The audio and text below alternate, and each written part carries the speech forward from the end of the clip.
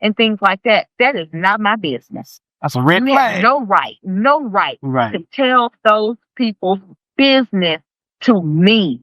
Right. And I looked at that. I was like, this is somebody I don't deal with. I said, he has no care or compassion Right. for who he's building for. Because it's like, for instance, he laughed. He laughed about that to me. Wow. Uh-uh. No, no, no, no, no, no, no. And you know why they went broke? Because you was scamming them. You was taking them for a ride. You sitting up overcharging them for materials. And now that we're in that, that's what you people need to look at. When you go with these builders, they want you to pay 60%, 80%, all of that up front. Don't do it, don't do it, don't do it. So they give you on the materials. Right. That's one thing. Getting over on you on the materials and the labor. We need to figure out a way to, like, we need to figure out a way to normalize a price list, even if it's just like amongst the diasporans, the private secret. Look, here's a little pamphlet. Go with this sheet of paper. Well, so you're supposed to have I believe it's called a BOQ, bill of quantities, that they look at your blueprint and they tell you how much each thing or each material is going to cost for the build of your home. Right. And nothing should go over that cost of the build of quantity. Okay. So yeah. And so you just have to be careful. And you have to be careful of these people that make these YouTube videos that, moonlight as builders, and they say, oh, I started doing this because I didn't want any more diaspora getting scammed or farted out of there. They doing it too. Right. They doing it too. That's why they saying it. They doing it too. Because BNC Construction, this man was pressuring me and trying to get me to send him $54,000. Okay. Now, my husband was going to send the money. And I was like, hold on. I said, hold on, please. You got to talk to my husband. I said, hold on, please. I said, we don't know about him. I said, we don't know anything about him. I said, I'm not about to send this money. I'm not going to send this money. I don't know this man. So I didn't send it. And when I didn't send the money, oh my gosh, he changed, And then another thing that he did, they went up there to our 4 plot, unbeknownst to us, without our permission or anything, and started digging the trenches and things for the foundation of our plot. We didn't know nothing about it. Okay. We didn't know anything about it. And then the architect tells me, oh, well, he went and did that to lock you into the contract, which I haven't even signed the contract. Wasn't trying to sign no contract with you. Okay? I had my own builder. Mm-hmm. And so all of a sudden one night, my husband's phone starts going off with notifications coming through. This man then went and set up a WhatsApp platform and everything. Like, we finna let him build our house. Shut up. Yes, they sent us a price quote and all of that. And I'm looking at this, this quote or whatever, and I'm like, can you tell me why are you charging me $35,000 USD just for my foundation, and that doesn't include the slab? Wow. He couldn't tell me. He could not tell me that. Okay, so I gave my builder the blueprint. My builder done the material price list and everything according to the blueprint, right? Mm-hmm. My builder also came to me and said, Madame, a lot of this stuff that's on this blueprint as far as these beams and size beams and things, he said, you don't need this size. He said, you only need this size if you're going 4 floors or more up. Right. He said, you're only doing the ground floor and what they call the first floor, which is 2 floors. He said, you don't need that. He said, now, he said, have you want it? He said, I'll put it in there. He said, but it's just gonna be wasting your money. Right. He said, because you don't need it. Right. So that's what I like about him. Okay. So come to find out, the architect and the other builder was working the who's it? Yeah. Always. So when I said something to the architect about the foundation costing $35,000, the architect was surprised. He started scratching his head and rubbing his face and looking around. He was like, Oh no, that's too expensive. He said we just built a house completed for $70, and he showed me the picture of the house or whatever. So then, when it came time to confront the builder, he chickened out. I always have something on record. Right. Always. So I was able to come up with that. But yeah, that other guy could not tell me why he was charging me $35,000 to just do the foundation, and that was just trenching and block work. That did not even include the laterite or the slab or anything. None of that. And so I found out why on the blueprint that materials on there as far as footings and beams and rods and things and that was what I did not need, because they had planned on charging me for that I did not need, but yet using what it really cost for. Yeah, so it's like the double hustle. And pocketing the money. Uh-huh. Yeah. So you have to watch out for things like that. And another thing that I like about my builder was he took me to the supply yard. He showed me the different sizes of the rod.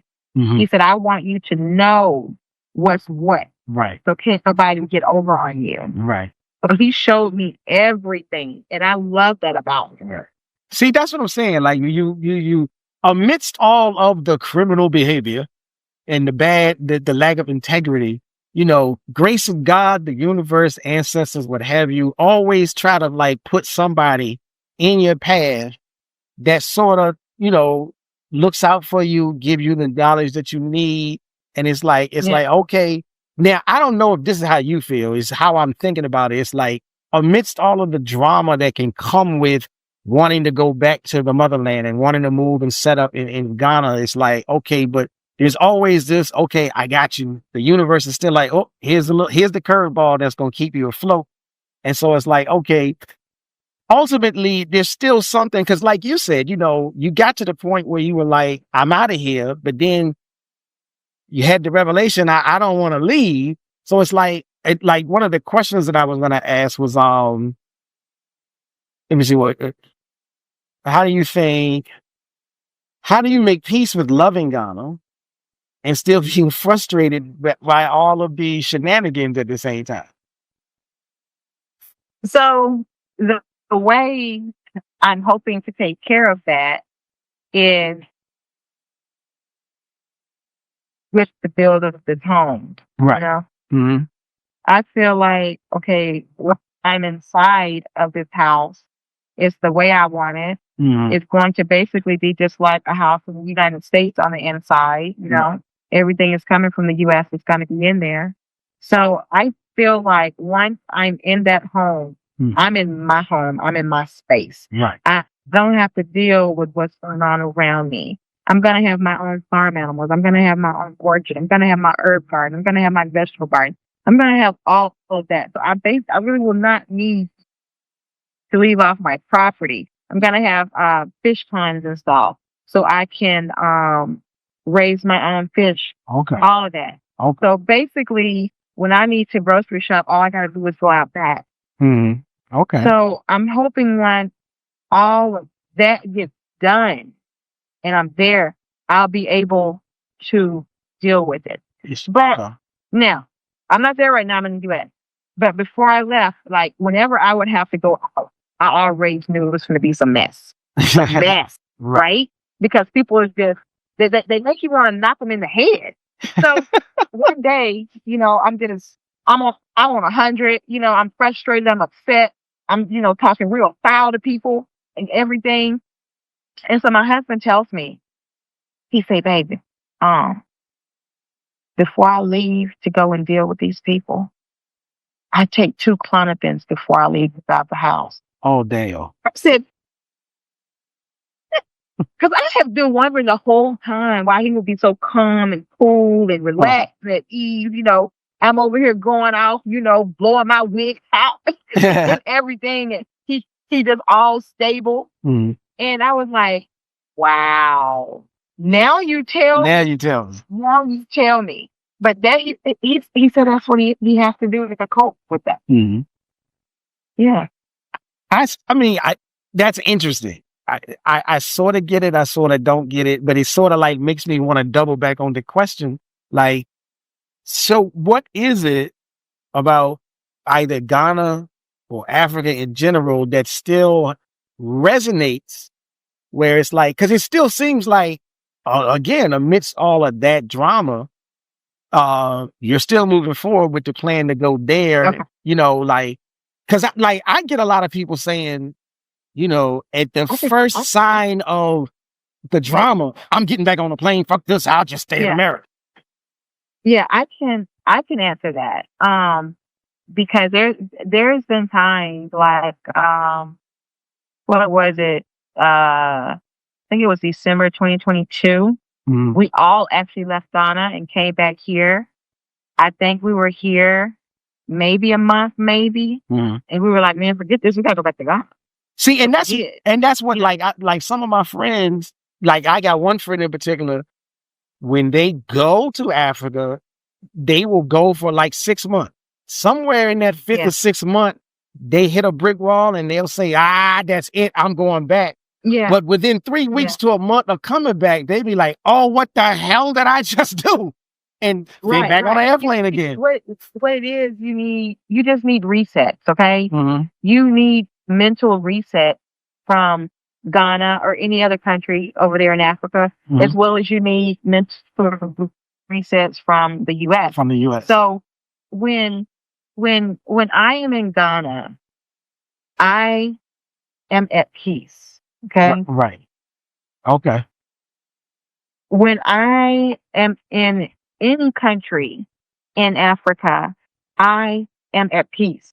Okay. Okay. I get over there. I can't tell you what day of the week it is or nothing. Right. Because I'm relaxed. I'm waking up. I'm waking up, probably eating and doing whatever I'm going. I'm not worried about the days on me. So when I'm in Ghana or any country in Africa, I'm just a woman. Mhm. I'm a woman. Right. I'm a human. Right. There's no target on my back.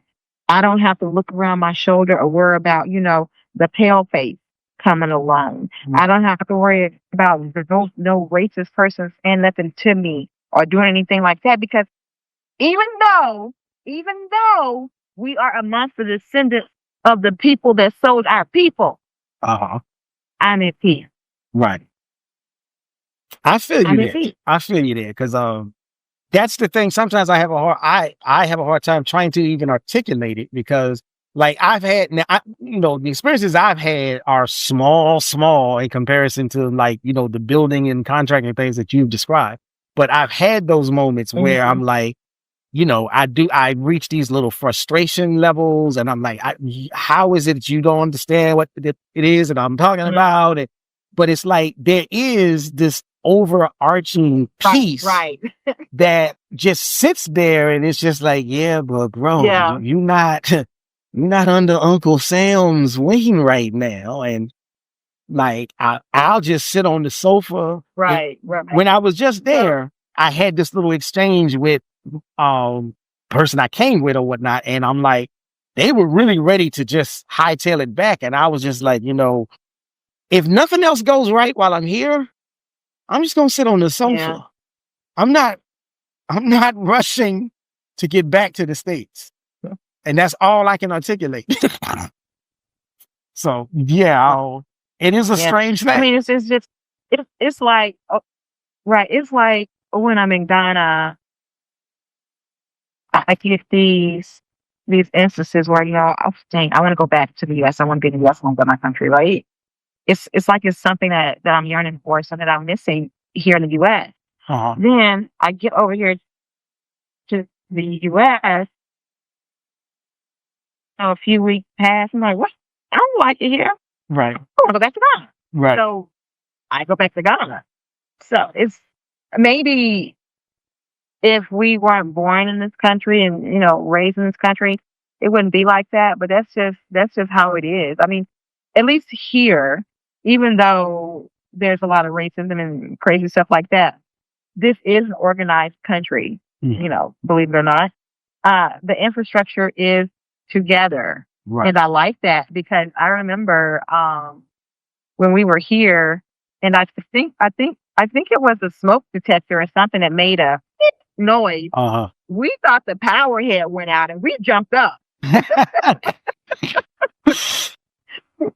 The power go out so much over there in Ghana. And we thought the power had went out. And we done jumped up out of our sleep, Oh, snap.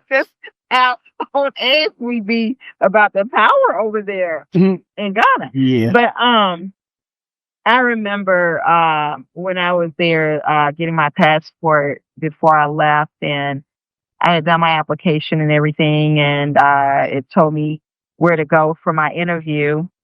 So I get there at the location it told me to go to, the online thing for my interview. They're like, oh, no, madam, you got to go over the ridge and do this, and this. Oh, I blew up because I'm already hot, right? It's hot. Right. I blew all the way up. I was like, why didn't y'all say this? Or why didn't it say, why didn't it tell that, right? I was like, you know what? Right. I only want one passport. I only want none of it. I'm leaving.